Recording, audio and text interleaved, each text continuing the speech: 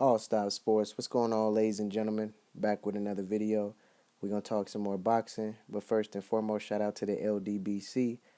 Now, Al Heyman in the PBC series, they have this Toe Tuesday special that they'll do, and it's to showcase their prospects. So tonight, they headline with Ledwin Barthelemy. Yeah, he's the youngest Bartholomew brother. He was taking on Ronaldo Blanco. I'm going to give my thoughts on that fight at the end. Since there was 3 fights on the card, I'm going to break them down individually, let you know what I thought, what I saw from each fighter, and a little bit about the card and what I think about the Toe Tuesday series. The card started out with Malcolm McAllister versus Alejandro Torres.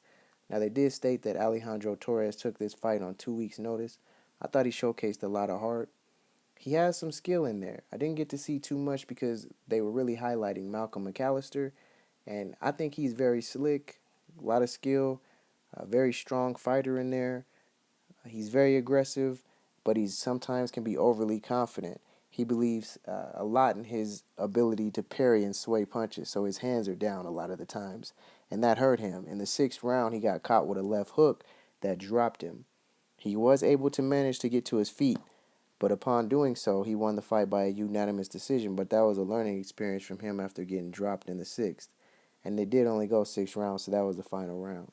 Now, the co-main event, which I believe was the fight of the night, was between unbeaten 154-pound prospect at the time, Marcos Hernandez, who was 9-0 with 2 KOs. He's fighting once beaten Kyron Davis, who was 11-1 with 5 KOs. And this fight was 10 rounds, and it was just action-packed. Now, I thought the ref was actually going to impact this fight by taking a point away from Davis for a low blow, but man, Hernandez is tough. He was taking a lot of shots to the face, a lot of body work that Davis was dishing out and coming back. Now, in the 10th round, Hernandez actually almost stopped Davis. He caught him with a clean straight right that staggered and wobbled Davis, and he barely made it to the end of the round without tasting the canvas. He actually did spun around and fell, but the ref called it a slip and didn't give Hernandez the knockdown. There was no clean shot landed, so it wasn't any controversy there. Davis ended up winning a split decision. I love to see both of these guys back in the ring. You know, it was an exciting fight. And like I said, the main event was headlined by Ledwin Barthelemy. He says he wants to campaign at 126 pounds, but for some reason this fight took place at a 130-pound limit between Ronaldo Blanco. Now, he's fought at 135 and 140 before. So, you know, I believe the effect of dropping the 5 extra pounds you got to see down the stretch. Barthelemy, of course, he's a Cuban school fighter, so you know he's highly skilled, highly technical, sets up his punches. He's a southpaw, nice straight jab. He's highly skilled, man. I'm very excited to see where his career could go.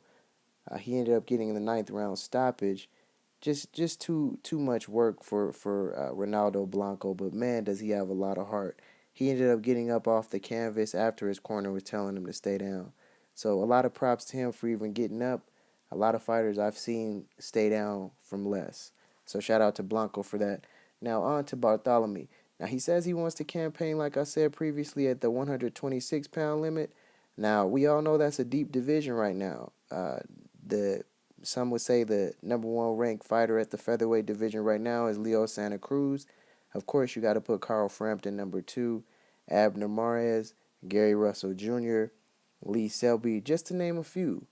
This gentleman, Ledwin Barthelemy, he's 27 years old. He's an exciting prospect. Just got a guy to keep your eye on. You know, a lot of other sports, we know different prospects and guys that we want to see where they'll be at. And it's good that boxing was showcasing guys with 8, 9, 12 fights. You know, I want to see a few prospects so that I could call a guy early as opposed to saying, you know, giving a guy as a fan that I am credit prior to him even before I even see him climb the ranks. That's why I like when they showcase these young fighters. And I also got to give a shout out to the broadcast team. I thought the Latin Snake, Sergio Mora, did a fantastic job broadcasting the fights. It's just great to see guys grow, man. If you're not if you're not a true boxing fan, you wouldn't know about the Contender series that actually came out with Sugar Ray Leonard, and Sergio Mora actually ended up winning the series, and that's how he caught his big break. And to see him now, you know, calling the fights, even though he lost to Daniel Jacobs recently. Yes, the Danny Jacobs that beat Triple G, but we ain't going to talk about that on this video. it's good to see him doing his thing behind the mic, man. It really is. But yeah, I thought it was a good night of boxing. Shout out to the PBC series. Shout out to Sergio Mora. He's doing his thing on the broadcast table. And, just overall a good night. Shout out to the LDBC. Subscribe to the channel. All Stop Sports. We out.